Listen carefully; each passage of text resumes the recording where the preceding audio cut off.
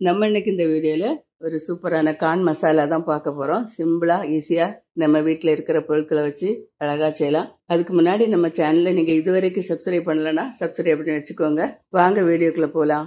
இந்த மக்காச்சோளம் ரெசிபி பண்றதுக்கு ஒரு மக்காச்சோளம் எடுத்து அதை இட்லி சட்டியில் வச்சு ஆவியில வேக வச்சு எடுக்கணும். இட்லி சட்டி அடுப்பில் வச்சிருக்கேன். அதில் அடியில் தண்ணி ஊற்றி மேலே தட்டு போட்டிருக்கு. அது மேலே அந்த காணை வச்சிருக்கேன். இதை வேக விட்டுடலாம். ஒரு 10 நிமிஷம் போல வெந்திருக்கும். போதும், ஆஃப் பண்ணிடலாம்.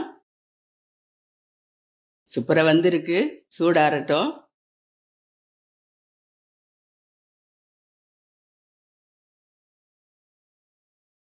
இப்ப நல்லா உதுத்து போட்டாச்சு. இதுல கொஞ்சம் உப்பு சேர்த்துக்கலாம்.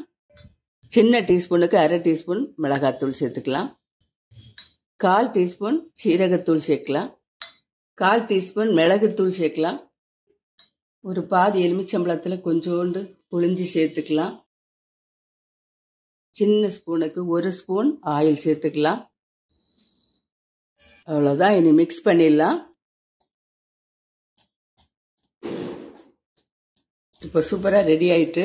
ஈவினிங்ல எல்லாம் இந்த கார்ன் மசாலா சூப்பரா ரெடி பண்ணி இது மாதிரி வீட்டில் சாப்பிடலாம். இது நம்ம வெளியெல்லாம் போனா டி நகர்ல அப்படி நிறைய ஆட்கள் கூடுகிற இடத்துல பீச்சில் இது மாதிரி எல்லாம் விற்பாங்க. அங்க நம்ம வாங்கி சாப்பிடுவோம். அது மாதிரி வீட்லயும் இது மாதிரி செஞ்சு சாப்பிட்டு பாருங்க. சூப்பரா இருக்கு. மறுபடியும் ஒரு நல்ல ரெசிபியோட நான் சந்திக்கிறேன். நன்றி. God bless you.